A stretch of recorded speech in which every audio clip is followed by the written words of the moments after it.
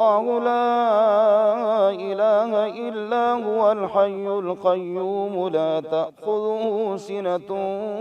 ولا نوم له ما في السماوات وما في الأرض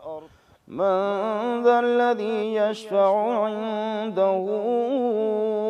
إلا بإذنه يعلم ما بين أيديهم وما خلفهم ولا يحيطون بشيء من علمه إلا بما شاء وسع كرسيه السماوات والأرض ولا يؤوده حفظهما وهو العلي العظيم لا إكراه في الدين قد تبين الرشد من الغي فمن يكفر بالطاغوت ويؤمن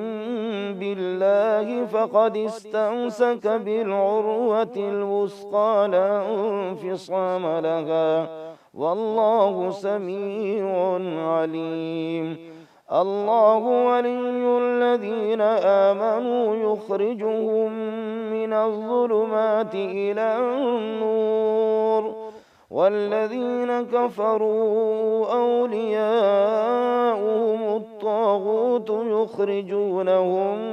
من النور إلى الظلمات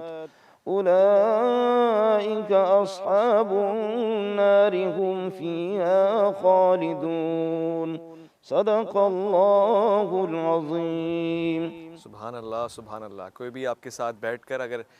इन खालिस समातों को दिल में बसाए तो मुझे नहीं लगता कि वो आपसे महजूज़ हुए बगैर रह सकता है, आपसे मुतासिर